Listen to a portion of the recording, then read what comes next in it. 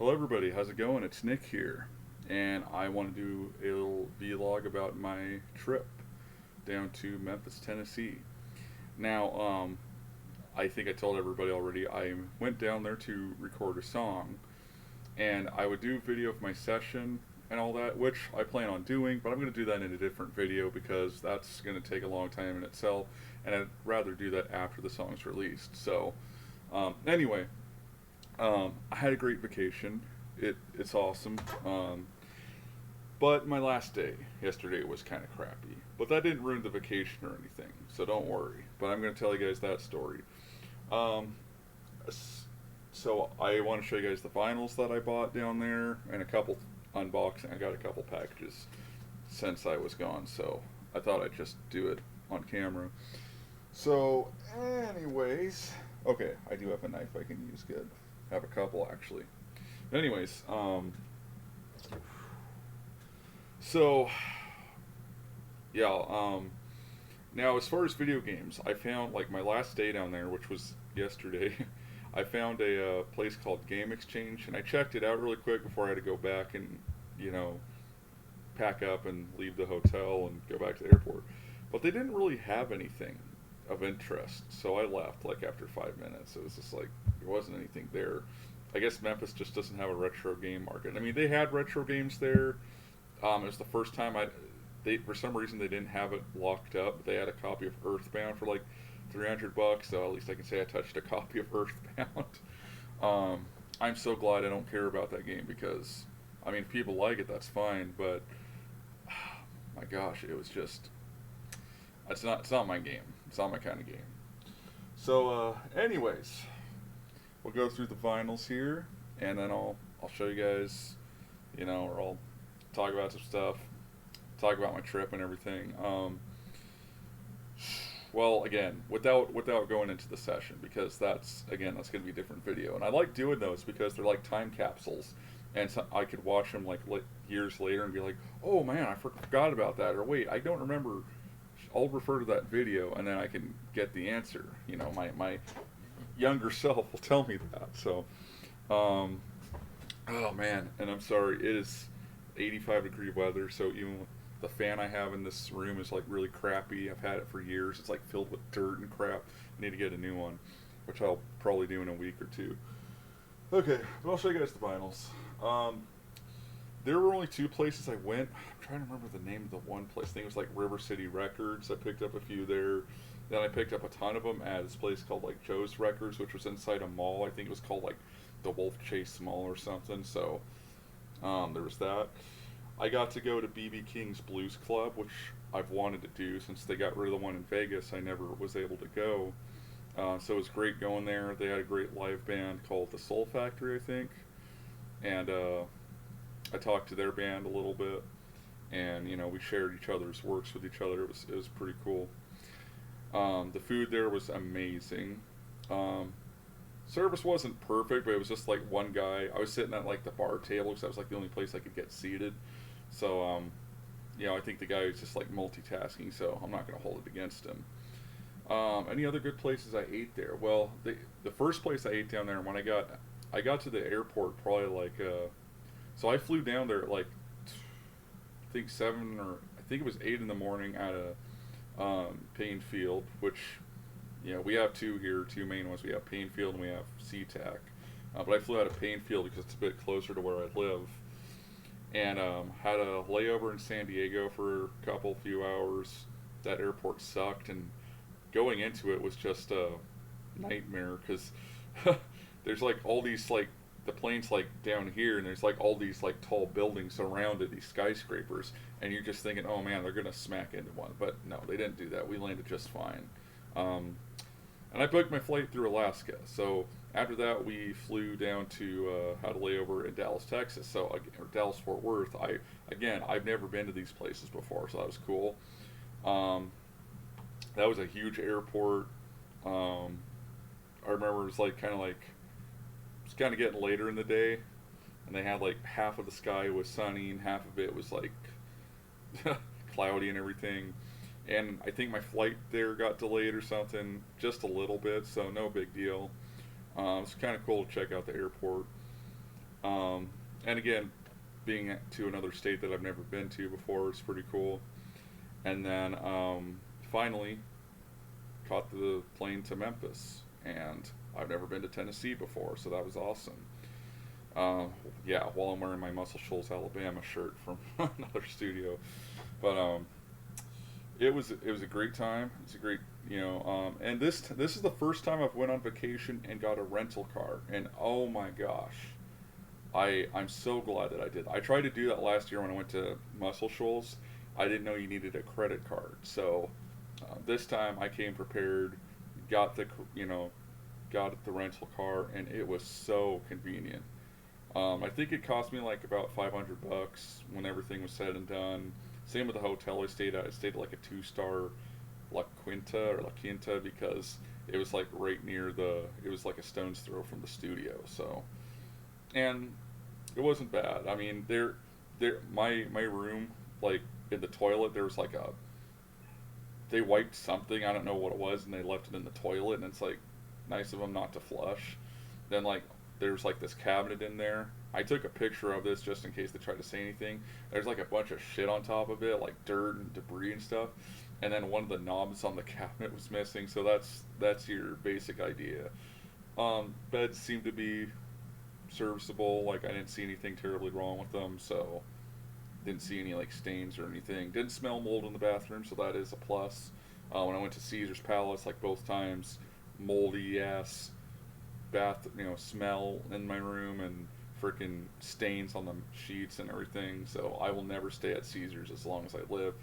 Maybe, unless like with an exception for like the YouTube video I planned on doing years ago, where I review like Vegas games and stuff. But I think I did record footage for that one year when I was in Vegas, and then I never got around to finishing the video. So I think because like when ABGN did his Fear and Loathing in Vegas Stakes video, it's like, oh man, that I'm gonna be seen as a ripoff if I do this.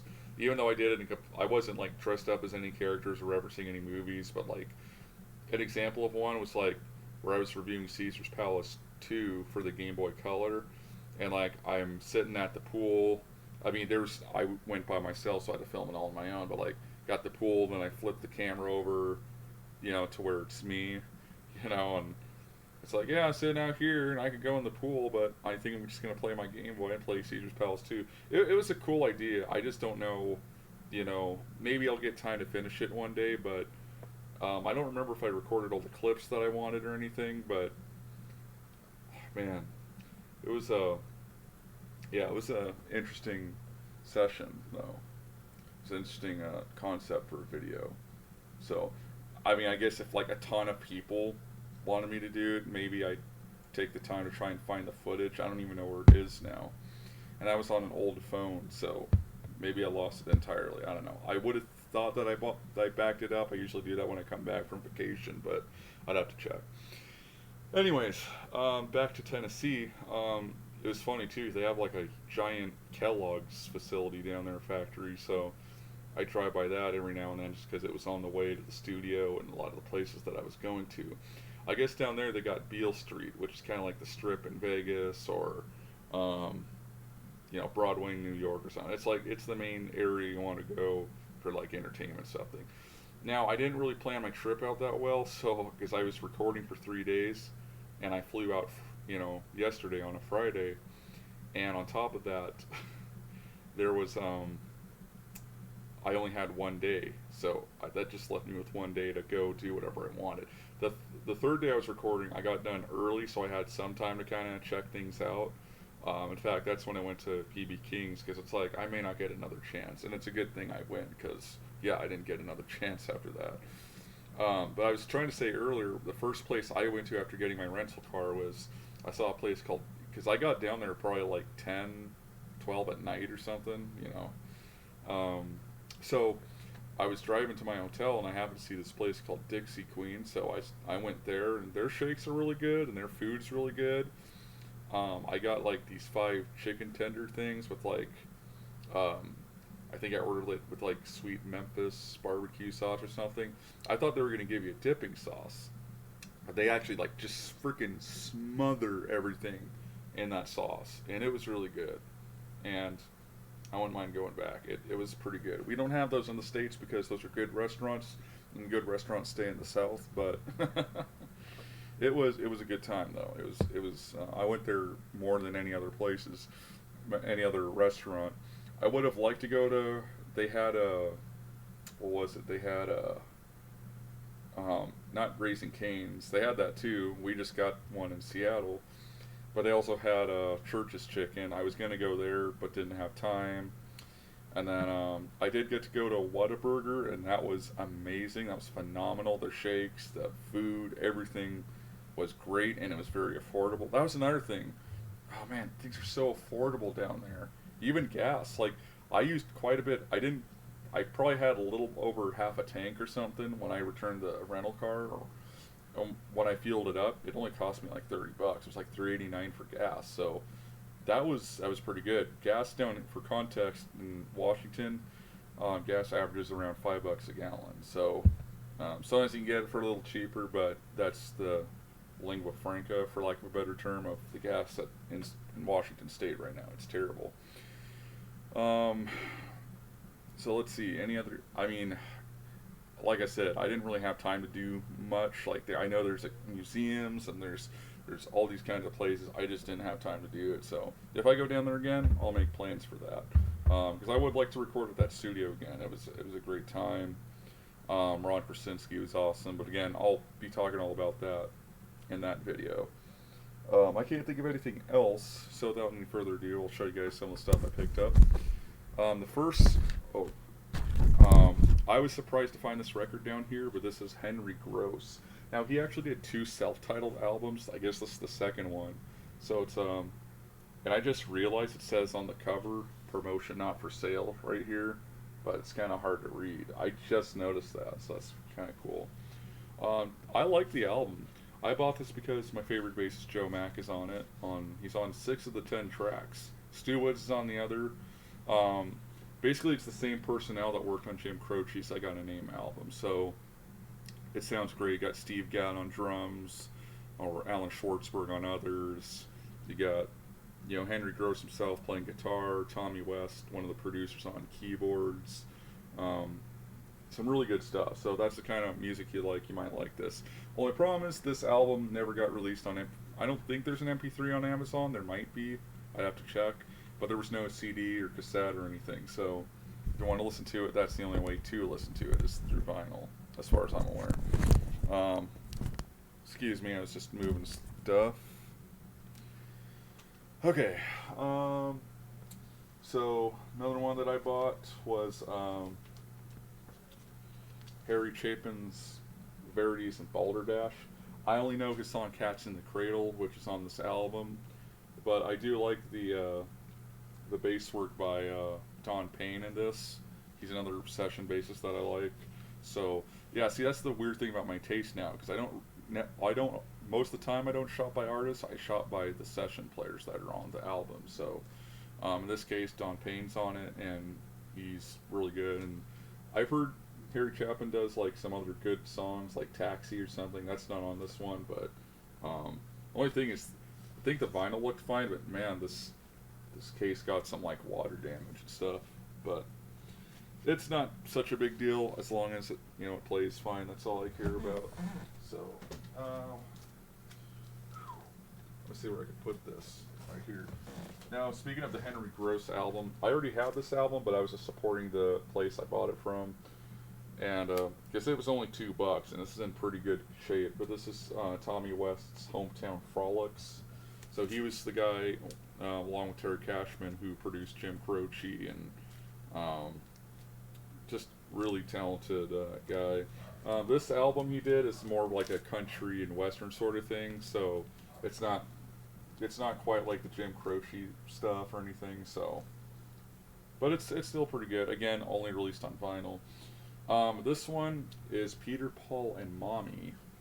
I'm not familiar with this album, but Russ Zabakis is either the bassist or he's one of the bassists on this album. I'm going to check really quick. And it does have Puff the Magic Dragon on it, so I'm wondering if I actually just realized the that's kind of cool. It's got like a whole audience in the back. I was trying to see if any of the session players are on there, but I only see Peter, Paul, and Mary on there. So I don't know. Maybe they're somewhere in the background. So was Russ Sabakis the only bassist, or did he? Well, it says assisting instrumentalists: Russell Sabakis, Paul Prestopino. Yeah, so Paul Prestopino was a guitarist, but Russ Sabakis was the bassist on this album, and he's one of my favorites. He's actually the reason that I wanted to get a. Joe Mack's my favorite bassist, but Russ Sabakis is the reason why I wanted to get a upright bass, which I think mine just got done with its repair, so I have to go pick that up. Also, excuse the noise, my sister's dog won't shut up. We're both moving out of here, so I'm trying to get out of here by the end of next month. So I'm sorry about that. Her dog does not shut up. That's just how it is. So, anyway, here we got Don McLean, his self-titled album. I only know American Pie, so not too familiar with this one. But again, Russ Sabakis is on bass on this, so it was like, I wanted to hear more of his work. That's why I get these albums by the session players. So let me see. It's got the original sleeve in it, which is cool.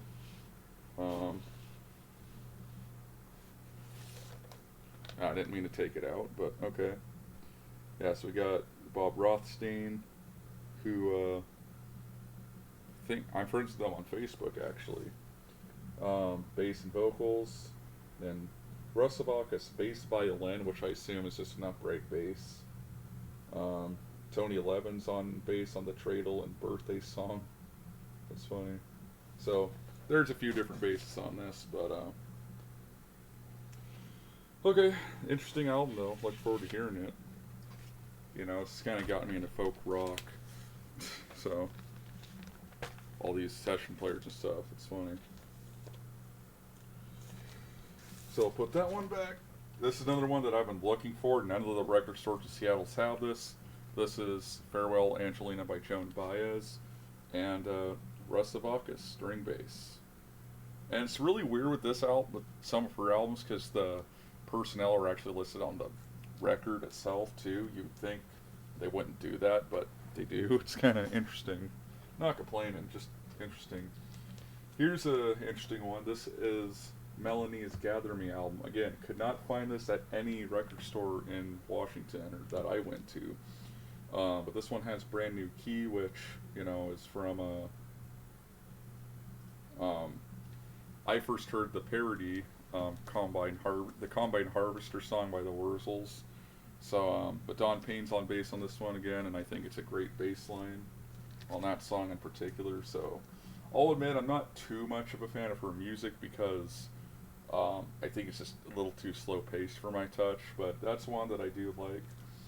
Here's another one, Leif Garrett. You know, it's funny, my introduction to him was his presence in Smoking Gun, World's Dumbest Criminals, along with Danny Bonaducci. That's how I came to know those two. And I got this after seeing that this session drummer that I hired just happens to be on this record. He told me he played for him, but I wasn't sure. I didn't know which albums he was on that. Another one. This was recorded at Carnegie Hall. This is Sound 35mm by, and I believe it is Enoch Light is the artist. It's just says Sound slash 350mm or something, or 35mm. I'm sorry. And it also comes with a dead bug. Yeah, can you see that right there? Yeah, there's a freaking dead bug inside there. I should have taken that out, but for some reason I didn't do that. Okay, this one's kind of video game related, I'll explain. But this is the Statler Brothers. And this one has Bed of Roses, and it's got New York City on it. So these two songs I first heard in Grand Theft Auto San Andreas. So thanks to that game, I have a better musical understanding of things. Then I got Bruce Roberts' self-titled album, and I really don't know anything about this guy, except he was the one who dubbed Danny Bonaducci's voice in his in Danny Bonaducci's own album. So I was kind of curious to hear what he sounded like. This is such an '80s cover, so kind of looks like Bob Saget, I guess. It's It's pretty funny. All right. Got a few more for you here. We got. Oh yeah, again, Grand Theft Auto San Andreas. We got Juice Newton, and this album has the Queen of Hearts on it. So another great tune. Thanks to Grand Theft Auto San Andreas for introducing me to that. And then this one is Ed Ames' My Cup Runneth Over, which Joe Mack played bass on, uncredited. So, this is one that I'm interested in hearing as well. I heard he's a good singer, but that was like his magnum opus. I don't know if I showed people the records that I bought before I left for my trip, so I'll just show you those really quick. Whose Garden Was This by John Denver. Russ Savakis is on bass on that. And then, this is a double album, but Jim Croce, The Faces I've Been, so the guy I was mentioning earlier, you know, Tommy West, Terry Cashman, so I'm interested to hear that. I don't think that was ever released on vinyl. I think it's got some like live performances and some like unreleased studio stuff, so I'm kind of curious to hear that. I also bought some 45s before I went on my trip. And again, I'll show these to you really quick because I know you guys don't want to be here all day. We got All Night Long and Jennifer Tompkins by the Street People. I'm pretty sure Russ Savakis is the uncredited bassist on that album. It's one of my favorites. And then we got Back on the Street Again, and I Just Want to Be Your Friend by the Sunshine Company. That's a good one. And then we got Pretty Ballerina and Lazy Day by the Left Bank. So that's a good one. Then we got Robin's World and Lay a Little Love on Me by Cufflinks, which again, pretty much the same group as the Street People. So I'm pretty sure Russ Savakis is on bass on that one. And then this was an interesting one. This was Ron Dante Midnight Show, and both sides are the same song. One's in stereo, one's in mono. So that was pretty cool to hear that one. Okay. There was a CD though. Let me show you the CD I got before I left, because that's a pretty badass one. If I can find it here. It's not in its case. That's great. But it's a Japanese version of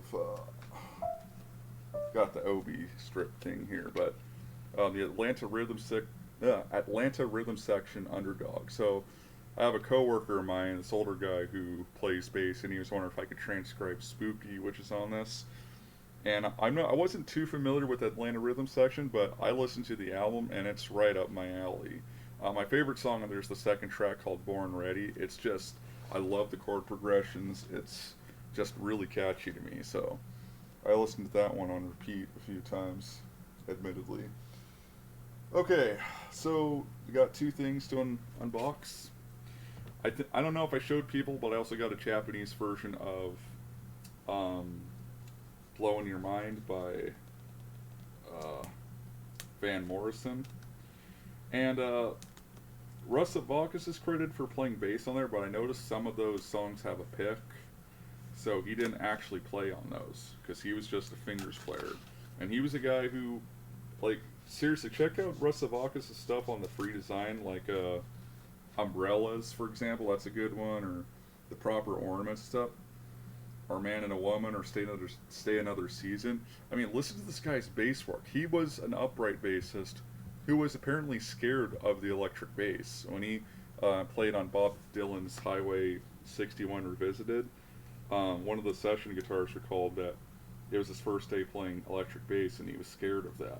It's like, but if you listen to that guy's bass lines, man, they slay, and yet nobody talks about him. It's like unsung hero, kind of like Joe Mack. I guess Fender just released Precision Bass, like a signature model for James Jamerson. And I like James Jamerson. I think he's a very talented guy. He was awesome. He was a trailblazer, as they say. But I don't... Man, Joe Mack came first, and nobody knows who he is. So I kind of like to think of him as the original Jamerson. I think in an alternate timeline, he would have been the more popular one. But either way, thank you for your order. Enjoy, Jennifer. Awesome.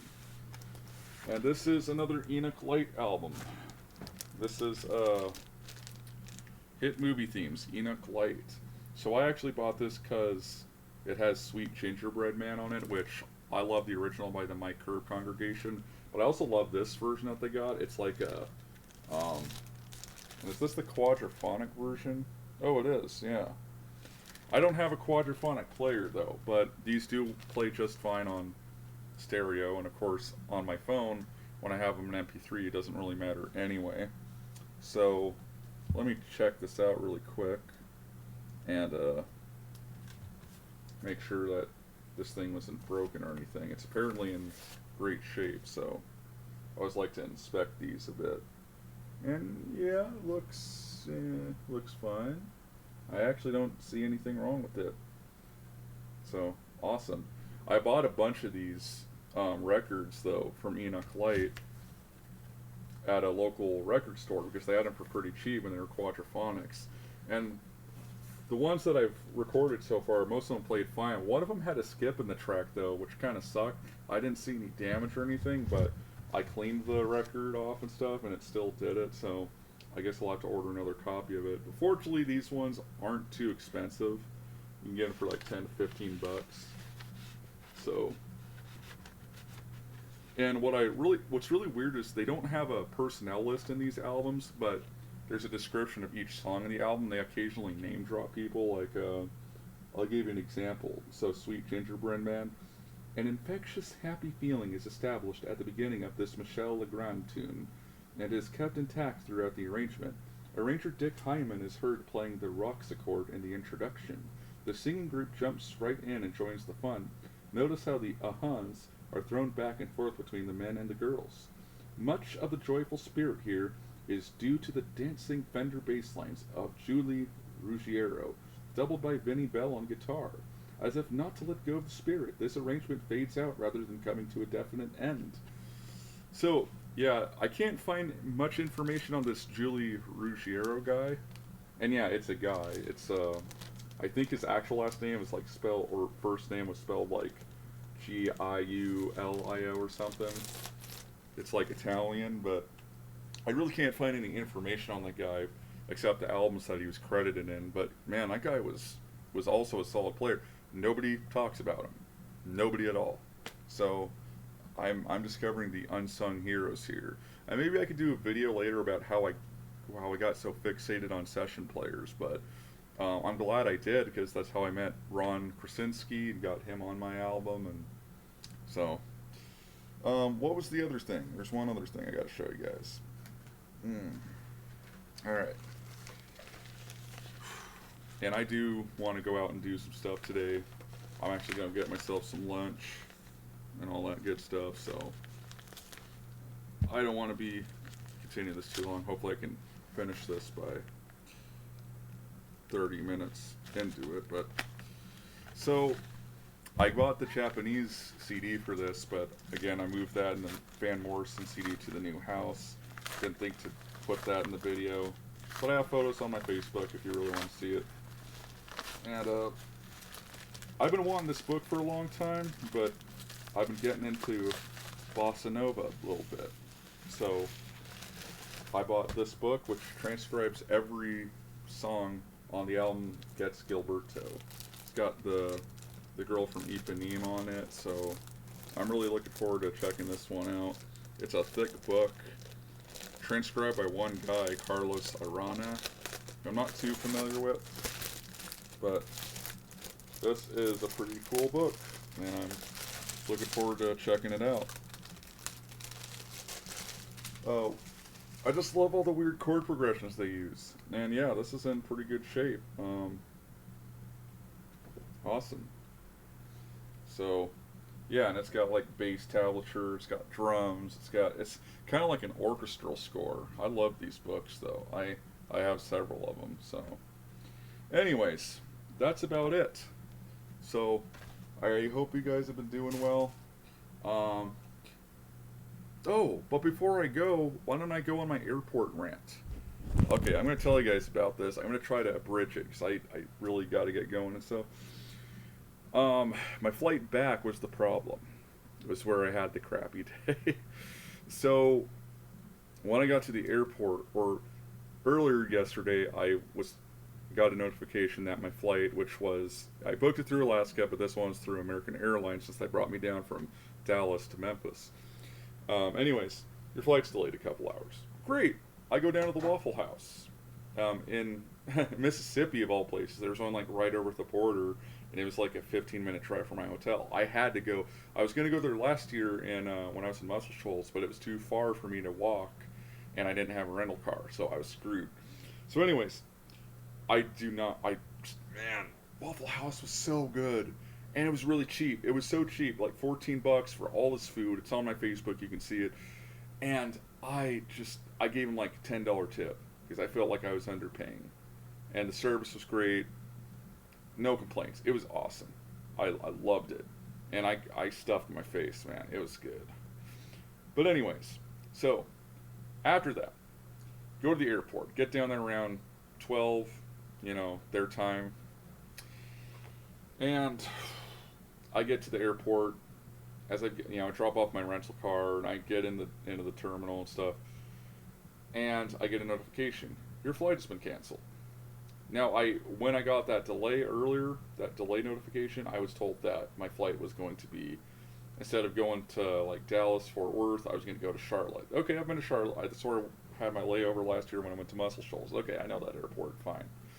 And then it was going to take me to Las Vegas. Then it was going to take me, and again, I've been to Las Vegas airport several times because I usually go there once a year, and then back to Payne Field or Seattle, whatever. I get inside the terminal, and I'm about to get in line. Your flight's been canceled. Oh shit! That's when it starts getting bad. Okay, no big deal. Give it some time. They'll rebook me on another flight. So they do that. Here's where the problem began. The flight was supposed to be Memphis to Charlotte, Charlotte to Las Vegas to SeaTac. Or, no, Las Vegas to Payne Field, I'm sorry. I was like, now that's all fine and good, except the flight to, two problems. One, the flight from Charlotte to Las Vegas would have been, well, today as I'm recording this on a Saturday on the 20th, at 7 a.m. So I would have been at the airport for like 15 hours or something after getting there. The second problem, the Las Vegas to Payne Field flight was the day prior, the day that I came to the airport, the 19th, and it was at 7 at night. It's like, how am I supposed to make that flight if this flight doesn't leave till tomorrow, and I'm not going to get to this place until X date? So I was hoping they'd update it, and Alaska never did. So I went to American Airlines, because the terminal that I went into, they only had American Airlines and Southwest. That's how that Memphis airport is set up, Memphis International. And so I get in line, talk to one of the ladies there, and it's like, told her my problem. She's like, well, you might want to get a hold of Alaska because they're the ones that you booked the flight through. Okay, fair enough. So I try to call them. It's like a 25, 30-minute wait. And I thought, well, I'm not going to wait all that time just to speak with somebody who I can barely understand. So they had an alternative. You could do a text chat. I missed the first one when they wrote back, so I had to wait again, like another 30 minutes. And I finally talked to a person there. And basically what they said was I was on my own. And I was American Airlines' problem. What they told me was, well, no, it's American Airlines' responsibility to get you back home. And that was it. And it's like, wow. Also should mention this is the first time I got that travel protection insurance or whatever it was through Alaska. 'Cause I thought, well, I got like a few layovers. I might want to. It might be in my best interest this time to do that. So I spent the extra money, and I got an email saying I was going to get $100 back. We'll see if that happens. I think I'm entitled to more after the crap I went through yesterday, but whatever. So anyways, I go back to the booth. This gentleman's trying to help me, but he's like, I gotta board the plane, and then my shift ends. So he wasn't of too much help. I mean, he was trying. I give him props. So another lady comes in this place. That sounded wrong, sorry. But you know what I mean.